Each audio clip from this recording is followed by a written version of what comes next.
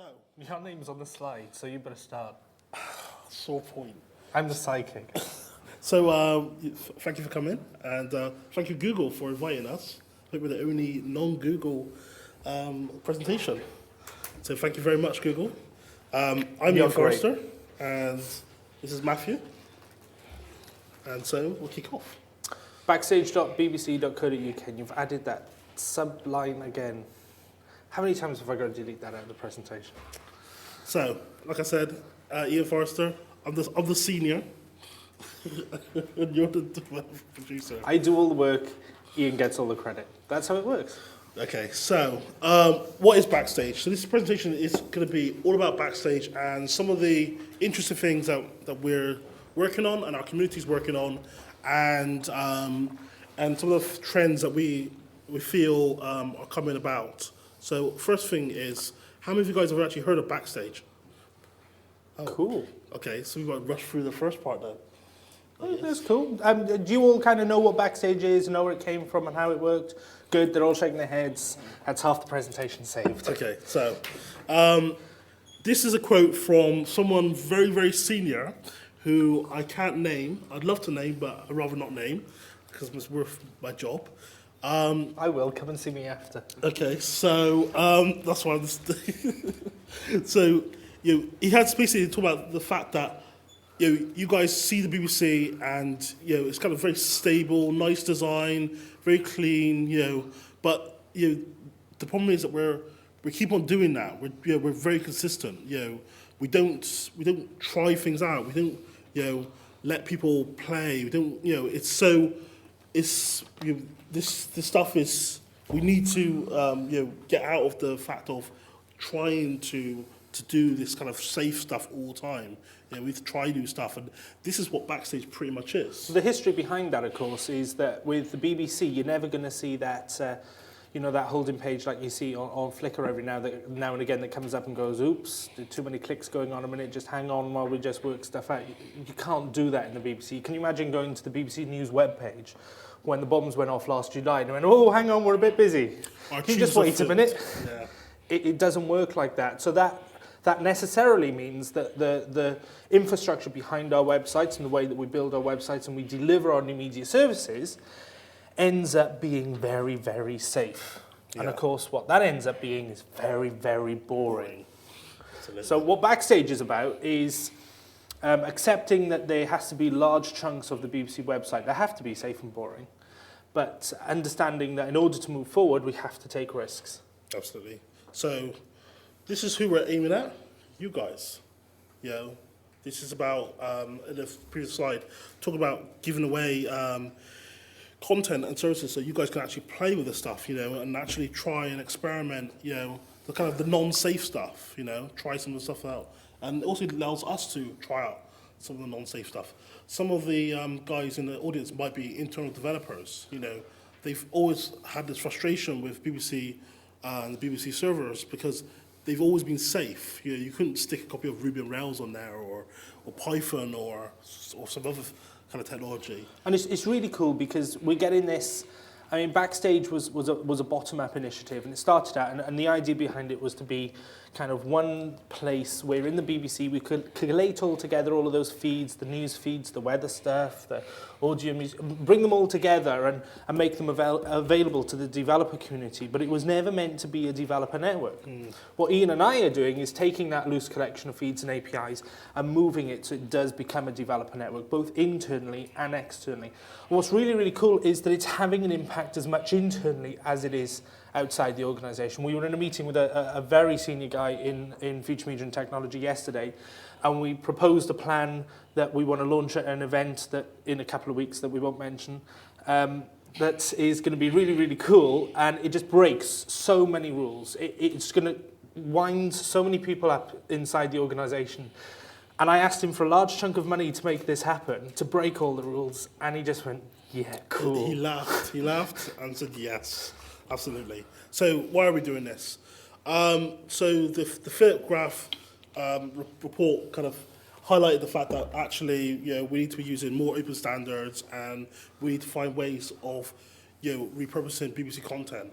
And so this kind of makes perfect sense. And I think it also is quite fitting with our BBC values, which are these things down the sides. Printed on the back of every single BBC employee's ID card. Are those values? It's what we all strive to. So, I guess this is the thing for us, is that actually, Google and other companies like that are they've come in, they've moved, they've moved in a certain direction, and left us all behind. We're like trying to chase up, and this is an internal paper that goes around the whole of the BBC. Not only to developers and designers, but to marketing people, to producers, to everyone. Basically saying this is our head of future media technology. Director of Future Media and Technology buys his own shirts. Yes. Yes. The really, really cool thing about this article, and we have to find the original one. When I first joined the BBC about 7, 8, 9 years ago, there was a front page of Ariel, which is our internal newspaper, and said, "We must understand the internet or we'll die." And we kind of understood the internet, and we got out there and built this site, and it's like the 3rd or 4th most visited in the United Kingdom at any one time. It's the 8th most popular in the world, and all that kind of stuff. But this is really telling, get web savvy or we die. Mm. So the web is different to the internet, and we've kind of missed that. There's a really good diagram, which I have to add into this presentation, and it shows a development wave, a technology development wave. So it starts off with analog broadcasting way back in 1936 at Alexandra Palace, and there we were right at the forefront of technology development and innovation and getting people and companies to work out how we could broadcast 425 lines of high-definition television into a radius of 35 miles around Alexandra Palace. And then, you go on another 50 years, and you've got the BBC right at the forefront of developing stereo for television. We invented NICAM stereo. Spin forward another 20 years, you've got digital audio broadcasting. The BBC invented the chip, BBC Research and Development invented the chip and the codecs that makes DAB work. We've always been at the forefront of technology, innovation, inventing, and really driving things forward. What this is kind of beginning to accept is that maybe we've dropped the ball slightly here. We were at the front of the internet, and we've got this really, really popular site, and now we've kind of lost a little bit of momentum. We've lost something. So the 3 prongs, how we're going to change that? So the important thing is that the BBC is no longer an island. We're not this organisation sitting on its own saying, this is how the internet should be, this is how a website should be, this is how accessible it should be, this is how you'll get your news on your mobile phone, and this is how it'll work. It's about understanding that we have to be part of the permeable web, the ubiquitous web. We have to have that partnership and that conversation going on with the rest of the industry. And that's from everybody like the big partners, Google's, Microsoft's, and other organizations that I won't mention, through to the independent production companies, people like Headshifts, the people who, 20, 30 employees who build websites and social software and that kind of stuff, right through to you guys, independent developers and designers. We have to be part of that landscape. We have to be part of that infrastructure, and we have to be having a conversation with you. We cannot sit on a pedestal and say, what you say doesn't matter. What we say, we are right. We've got all these people working in future media and technology, and they're not wrong. You're going to have it this way. Absolutely wrong. We cannot exist like that. Yeah, we've actually, I'm not sure if Simon's here, but we've hired in a few guys just to kind of come in and tell us how they think it should be, these are just single developers, So really embracing what you guys are experiencing every day. And Backstage is becoming a real core of that conversation internally. Backstage is really that the Backstage mailing list, what you guys are telling us, what we are giving to you guys, and how that conversation is happening is having an impact on how the BBC moves forward. It's really, really big. So we'll rattle through this bit. Costs, not a lot. Yeah, it doesn't cost too much. This is the stuff that we're already doing. As you guys know, most of the stuff we're working with is a databases or an XML. We're just repurposing the stuff that's already there. We buy lanyards and T-shirts. Yeah, that's why. Are we poaching talent? Now, what you'll see is some of the prototypes won't actually work because they're actually not on BBC servers. The developers actually keep the copyright, and own all the rights to the ideas, and they're literally just sharing it with us. You build a prototype, you submit it to Backstage, it's yours. We don't want it. We don't want the IP. Frankly, we don't want to be involved in a conversation to try and work out with you what kind of license that we want to license it and how we want to put it on the site. It's just not worth it. It's your idea. It's your it's probably our content, but it's your idea. You've built it. You've made it work. You keep the IP. Yeah. If you build it, put it onto the Backstage mailing list, and it goes out to that mailing list, and somebody, a venture capitalist, as we know, sit on the list, sees it, or somebody from Virgin Radio sees it, or you come to one of the social events and somebody approaches it, you can take that idea and you can sell it. It is yours. Yeah. We have nothing to do with it. The only thing we say is that any of the BBC content that you use can only be used in a non-commercial way. Yeah. So the product that you've built that does X, Y, and Z, you can still go away and you can buy that content and sell it commercially. That's absolutely fine, but you can't sell it commercially using the BBC content. Yeah, are we undermining commercial services? No, our license is non-commercial. It is pretty much like the Creative Commons non-commercial license. There are a few little things in there. You can't use it for love our lawyers. Yeah, you can't use it for propaganda. Pretty much, that's the kind of the main difference.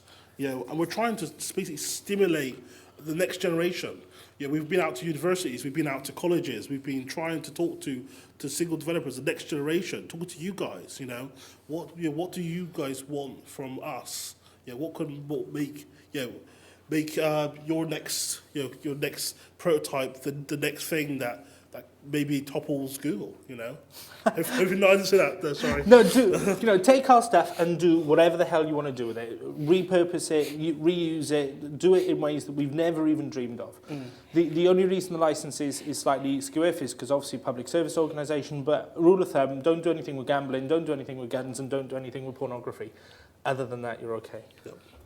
So, although there is a website, bbc.co.uk/porn, which is one of mine, I'm really proud of. I have bbc.co.uk/porn. No, performance of radio news. Oh, jeez. I was like excited. And I got it through and it went live and no one noticed. So, Backstage is, this is one of the core messages. Backstage is the community. It's a lively discussion. It's a whole bunch of it, but it's people. It's people talking to us. We're talking to them. And lots of ideas and kind of discussion, kind of causing stirs here and there. I'd say we piss so many people off. It is great fun. That's part of our job. It's really cool because our job is to make waves within the organisation and to be as an effective force within the BBC as we are externally. And that means turning around to developers within the BBC and saying, you want to do stuff? Cool, we'll help you do it. You need to install Ruby on Rails to do some kind of rapid prototype. We'll make it happen. We'll help you to do that. And that's a sideways movement, and it hasn't gone through the line manager, and it hasn't gone through the 5 layers of management above it. But it's great. It's but really we usually say fun. Screw them, and we'll just do it anyway. And also, ideas and prototype submission, which we'll get to later. Backstage is social events. It's great that Google's doing a developer day and has kind of started to do it around the world. This is the kind of stuff that where it's really good to kind of meet the people and actually talk and actually, I was always this kind of believer in, we can do it all online and actually, it's really good just to kind of rub shoulders with people and actually kind of ask them the question that you really wanted to ask them, that kind of thing. Our view is that we shouldn't be a website that exists at Backstage or at bbc.co.uk and a mailing list. It's about being part of the community. It's about being, ridiculously obsessed with aeroplanes, like Ed. Yeah, that guy, I say, I recognise Schiphol Airport because I was there just recently. So I was a one. But it's lots of stuff. We're real. The social events are happening all the time. The Christmas party. Did any of you come to that? Yeah, a few faces. Yeah. That was good. I mean, that was 400 people in a room not 100 miles away from here, where we all got blind drunk and got incredibly geeky, which is good. Hack Day's coming up in 2 weeks. We've got a Perl teach-in this Sunday where... Saturday, sorry, which is fully booked now, unfortunately. Hackday's not. So yeah, I mean, it's great to kind of go and meet your peers and actually rub shoulders. And I mean, there's a lot that's missed when you don't have these social events. I think all companies are starting to realise that now. Yeah. And if you want to come and see us, and you want to come to the BBC, you want to see us, you want to meet the developers that are building stuff, just give us a shout. You know, you're more than welcome. Podcasts. We've only done one so far, but it was a very controversial one. I should have put some quotes from Corey Doctorow on Boing Boing and a few others up, but we caused quite a stir, you know. Some of the things that we, part of our remit is to raise questions. And there was an awful lot of conversation going on about the Backstage list, about iPlayer and how it's going to be launched. And, it's evil because it only works in XP and Vista, and it's got evil DRM that destroys stuff after 7 days and all of that, which is absolutely right. I'm a Mac head. I hate the fact, and I've been part of the iPlayer trials right from the beginning, right from the first lot of stuff that came out when it was on IMP, and I couldn't play it because I didn't have quite the right flavour of Windows XP. All the way up to the current version, which is sitting there now, which I can play Doctor Who because I've got just the right version of XP. So I'm as irritated about it as everyone else. But there are some, quite often with these things, they're complex issues. With the same as Google in many respects, some of the questions that came up in the keynote this morning, there are quite often really good reasons why these things are in place.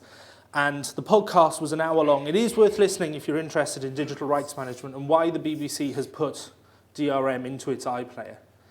Tom Loosman was there, who's the architect for BBC 2.0.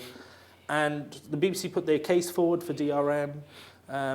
People attacked it. People like Brian Butterworth, explained how evil it was. Free software guy Dave Crossland kind of said how really evil it was, The BBC is acting just like Hitler. That's out to the web. Great. Okay, so yeah. So that was the end of the podcast. As per the rules for any forum, as soon as somebody mentions Hitler, that's the end of the debate, and that's exactly what we did. So also, we do interviews as well, little interviews. I caught this one with eTech with Tim O'Reilly. So you might see me wandering around with my little tiny camera. So if you, I might catch up with some of you for little interviews. So look out. But there's lots more around. It's not as sinister as he makes it sound. That's what you think. So Backstage also for you guys is data. We do actually have quite a lot of data. Every single feed on the BBC website, is under the Backstage license. That means you can go and start creating prototypes, put them into your gadgets, your widgets, whatever. Rip the data apart, do whatever the hell you you want to do with it. There was we made sure that license applied to every single RSS feed. So you can go right now and start. And there's an obscene amount of data available. If you just consider the amount of news data that's available, it blows your mind. There is a feed or way of getting a feed for every single index within the News Online site. There are lots of feeds that sit underneath that you don't see, like there's a travel news related stories index, there's a motorbike related index, but I built that one in the CPS, and it is in there, but it doesn't appear anywhere in public. That's a really good one. I'll send the link for that at some point. But there's just shed loads of data, and if you want some data structured in a particular way, ask for it. It's not a problem. If you want something delivered in a particular format, in a particular context, in a particular way, post to the list, and either somebody will have already done that because they needed it to work that way for their prototype, or we'll make it happen, and we'll deliver that to you. Also, on top of that, we have news and sport have started to. I've already got a RSS search engine, so you can basically type in a query and you'll get your top 20 stories about that subject out as an RSS feed. We've got this huge program catalog, which I'm going to show you at the end of this presentation. If you can come up with a really, really interesting way of doing something with the sheer amount of data in the program catalog and presenting that in an interesting way, we really, really, really want to talk to you. Yep. Because it's boring. We've also got stuff like the 7 days TV and radio. We also got stuff like traffic data. Our traffic data is very really rich. Yeah, so and it's about to get better. Our traffic and travel data is compiled in TPEG, which is evil, but that's the European Union for you. So we release that data as TPEG. That data is also broadcast over the DAB multiplex. So if you've got a device that can receive DAB data, then you can grab the multiplex stuff. And I'm trying to get hold of, do you remember the BT Lifetime? It's, what's it called? The Virgin Lobster phone with a DAB chip in it that lets you listen to digital radio. Yeah, yeah, some people, anyway. Virgin have a device, it's called the Lobster, it's a mobile phone, it's got a DAB radio chip in it and allows you to watch TV broadcast over the DAB multiplex and listen to radio. One of the side effects of that is that it can also pick up all the data that we throw over DAB. At the moment it's only traffic and travel, but nobody does anything with it. It's sitting there, we're broadcasting it.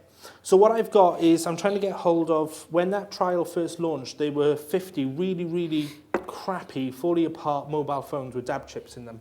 Where the phone was normal size and there was a battery pack that was twice the depth of the phone to make it run for longer than 10 minutes. But I'm trying to get hold of those, and we're going to give loads of those away on the Backstage mailing list so that you can hack into the DAB multiplex and grab hold of that data and do some interesting stuff with it. But the traffic and travel data at the moment, because of the way that we get it from all the different sources, at any one point it's about 3/4 of an hour out of date.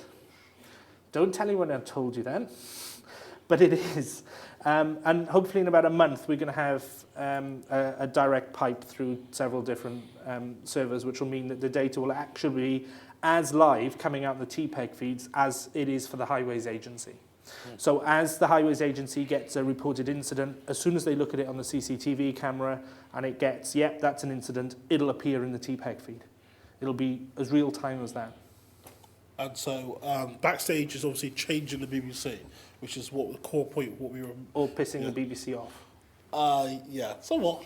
So we have all these wonderful ideas, and so stuff like startup teams, co-working, teach-ins we're already doing, and also this thing called BBC Teens, which is an interesting project, which is almost like a startup inside the BBC. So what's the open coffee lunch thing?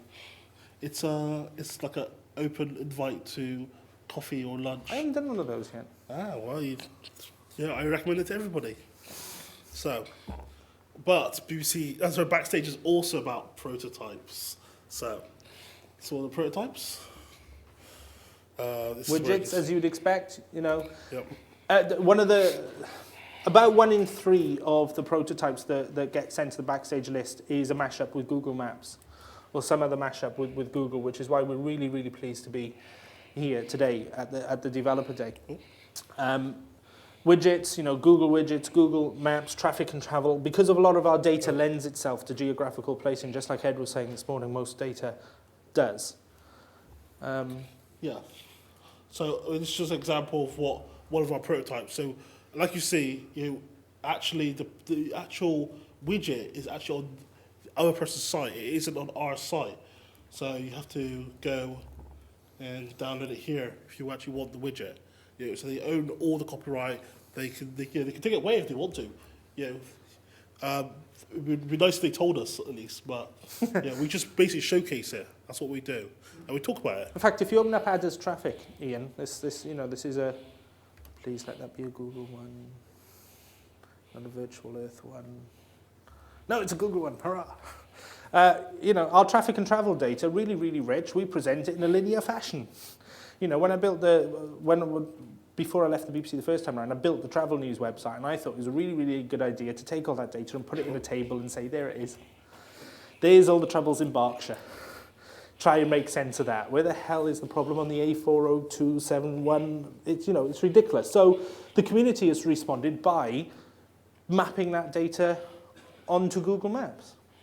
Yeah, 5 years ago, Google Maps wasn't there, so it wasn't an option, and 5 years ago, the BBC would have run a mile going, if anyone had suggested using a third-party application to build something.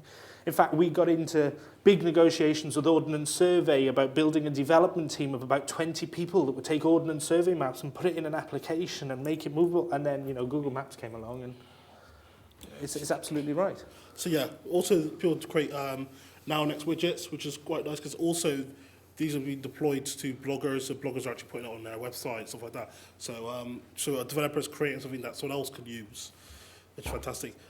This is a fantastic I love this widget. It was down last I time. tried it and it didn't seem to work, but I'll try it again. So, How many of you remember the rotating Earth idents for the BBC? You're all old. But this was really cool. It kind of took the idea of the rotating Earth on the idents, made it digital and blocked out all the countries, but took the news feeds.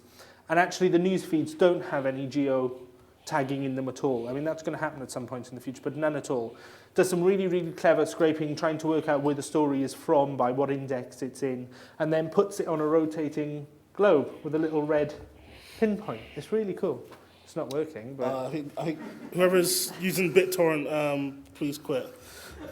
But yeah, generally it just spins and it kind of zooms in on well, not zooms in, but like stops on a country, and but it's quite amazing because like Matthew was saying, there's no actual geo data attached to the RSS feed, so it works out based on the story, and it isn't just looking at the town. It looks at what this meant was when the news developers saw this, and the guys in charge of the development for BBC News saw this, they went, "Oh, that's fantastic! How is he doing that?" Well, actually, it's quite a lot of hard work, and nobody can really do it, and you can't use it because there's no geo tagging in any of our stories. Oh, we've got to make that happen. How can we? And they got really excited about how they could add geographical information to the news feeds. So by presenting a prototype as just like this into Backstage, changes the way that our development cycles happen. Isn't quite working right. I mean, you should have kind of thing like this up and it will zoom round to the correct part of the world. And because the map is quite abstracted, you can kind of get a rough area, and say that's okay. This story is pointed here. It's fantastic. It is really. So. Traffic. Let's try and see. Now, I think this is one of the best ones. Actually. I think this is by far and away my favourite Google Maps mashup with BBC traffic information. Of course, always 3/4 of an hour out of date, but still a really interesting way of this one's got interacting with the data. It's got webcams as well, alongside the actual data. Let's close this one. Come on, ONEP, who's on Second Life? Who's eating the bandwidth? Oh. Come on. Oh, no, this is not the one I was thinking of, but this is still good. That's the one I was thinking of. Okay. I love that. You recognise where that's from?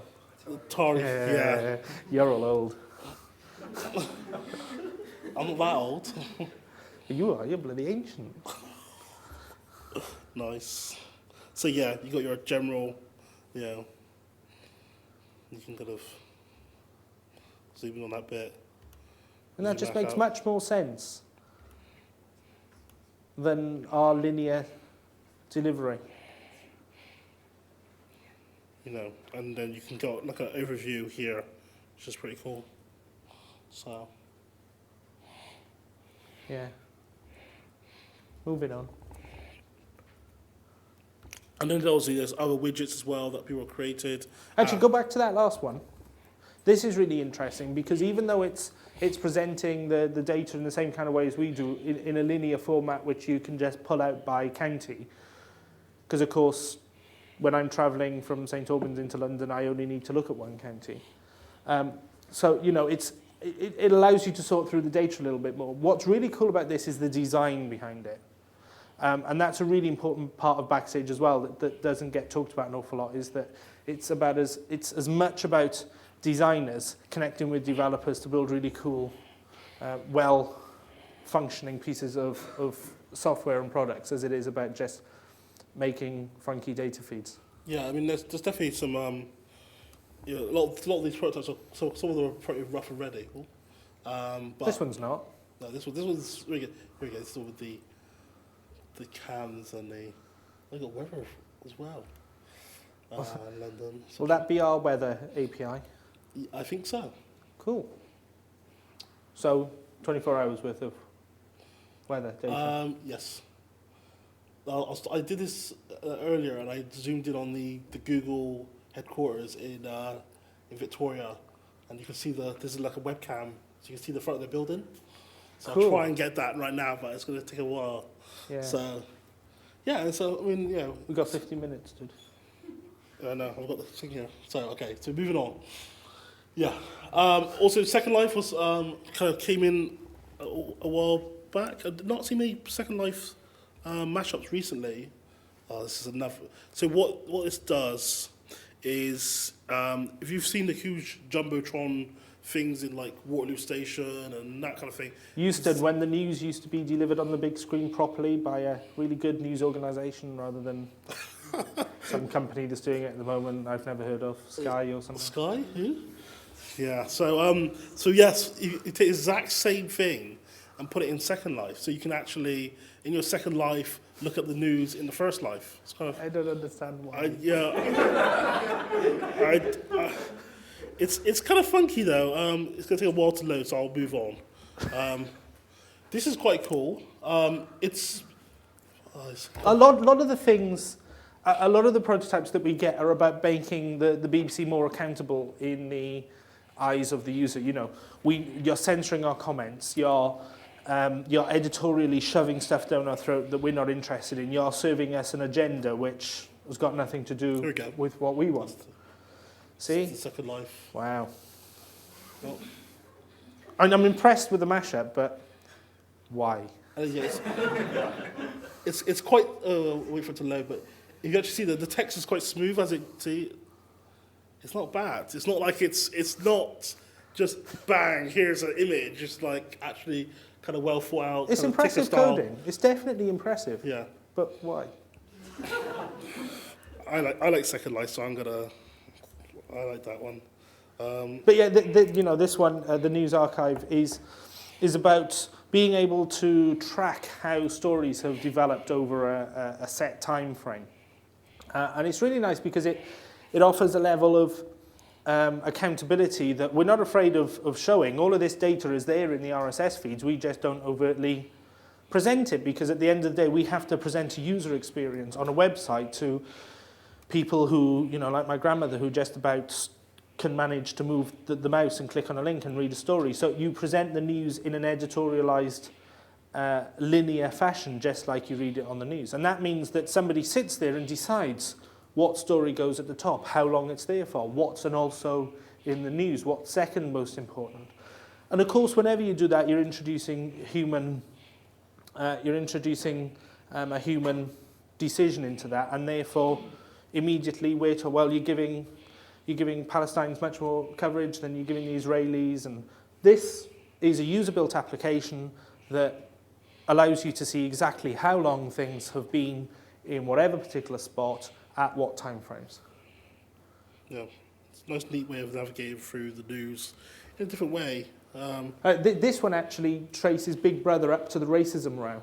So if Ian scrolls back just slightly, scroll back in time, you can see the BBC coverage. I think there's a little bit of coverage about Big Brother here. Yeah. When Big Brother went live, and it was blue. So what's that? Blue is That's like other top stories. It's very low stories. It's hardly on the front page at all. Yeah. And then there's nothing. Look, nothing. No Big Brother news at all. It's all crap. And then suddenly, there we go. Yeah. And then you can actually go to that story if you want to, stuff like that. So yeah, it's pretty good. Interesting. Oh, I'm not going to do the thing now. Move memories. Some guy tried to actually work out if news was good or bad, which is quite funky. Is this? There's some that's quite. Look. Germany invades Poland. Meh, neutral. So it's fantastic. And also, he actually created a little Google gadget which just delivers the good news, not the bad news. So yeah, it needs a little tweaking, I think.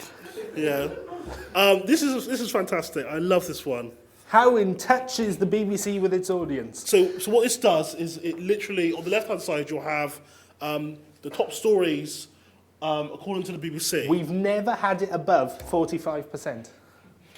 Yes, and then on the right-hand side, what you have is you have the results of a feed.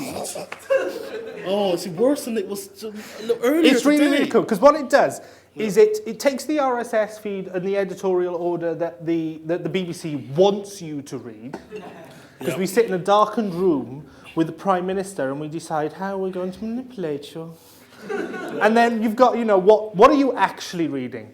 This feed is part of the live stats feed, and it's a feed that tells you exactly how many people are reading what where. So you can see that the most popular story in Afghanistan at this particular time is this one. So that's the live stats feed. Now the thing is, my wife is a journalist for News Online, and we had a little mess around with this. And what you do, if you put Britney Spears in a headline, it goes to the top of this list, amazingly, and the bottom of this one. If you put sex in the headline, it goes to the top of the list, and in the middle somewhere. So, drugs, bleh. Afghanistan, accountant. Well, there's probably sex, something, in front of accountant. Yes.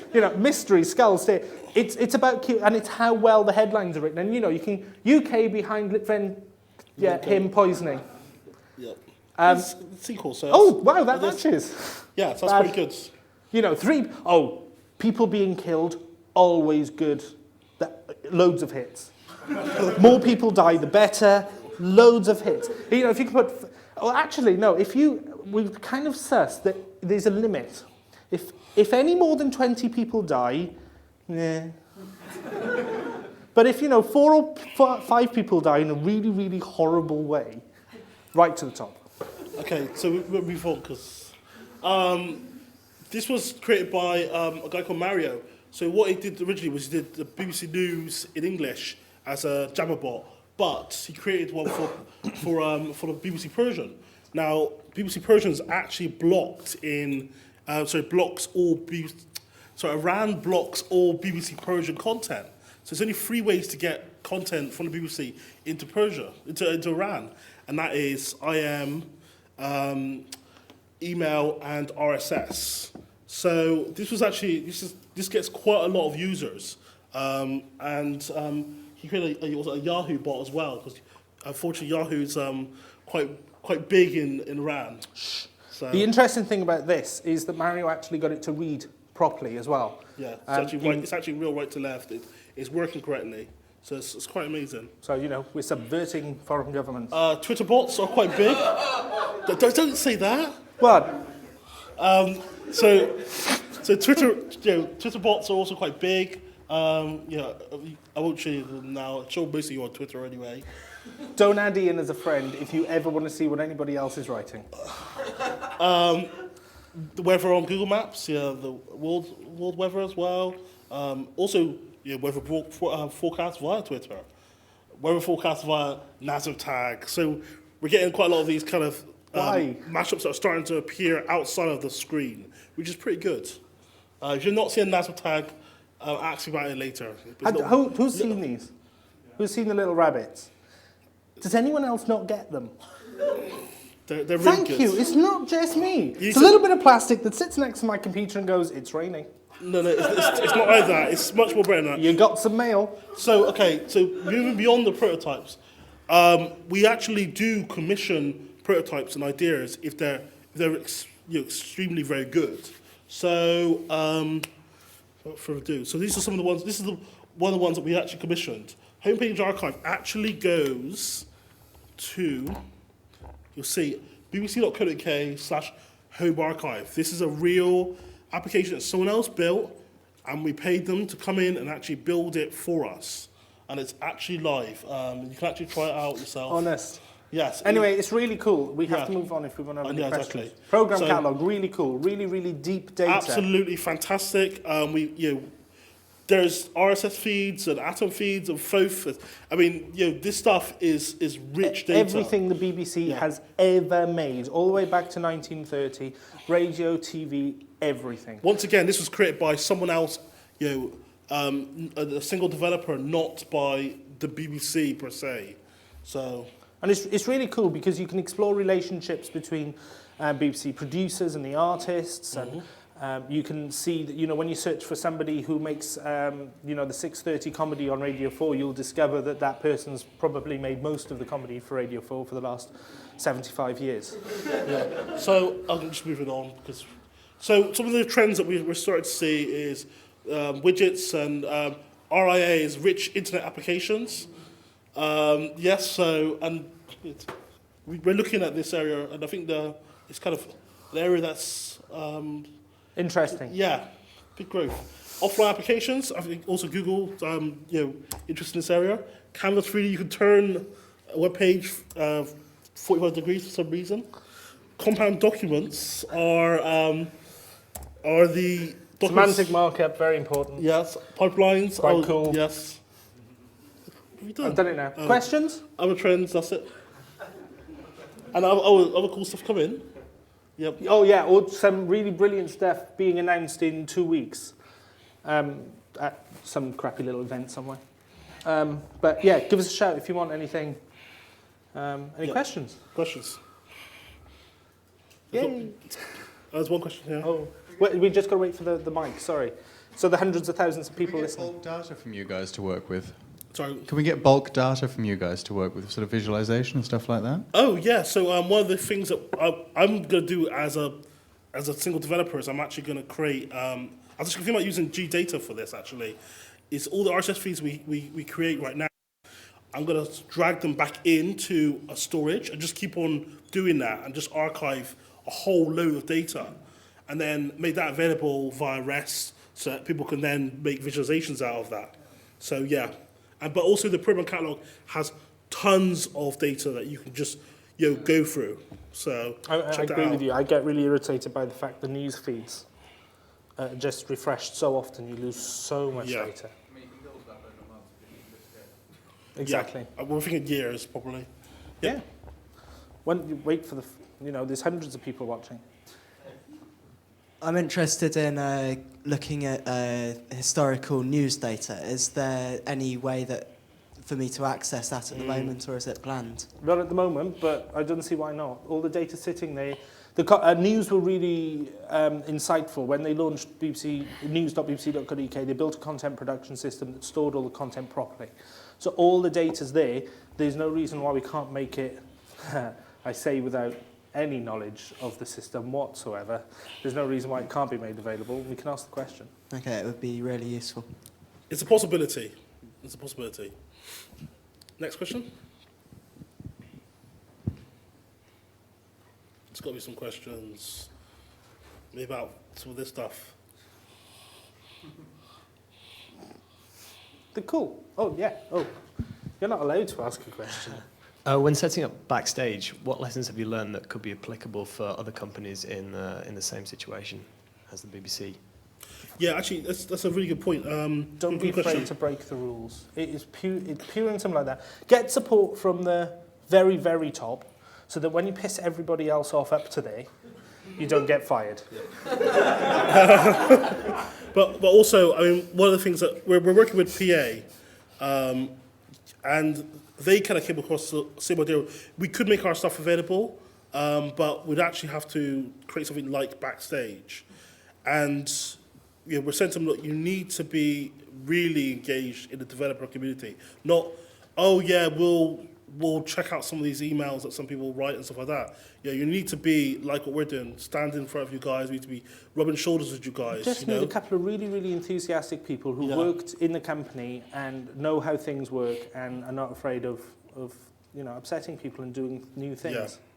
Yeah, because I mean, without that, you've got nothing. You've just got a lot of data on a website, and I think there's a few companies that have done that, and no one knows about them because they just literally just sits there in CSV files and stuff like that. Office of National Statistics. Yes. So if anyone, one more question? Well, two more questions then, because you were waiting a minute ago.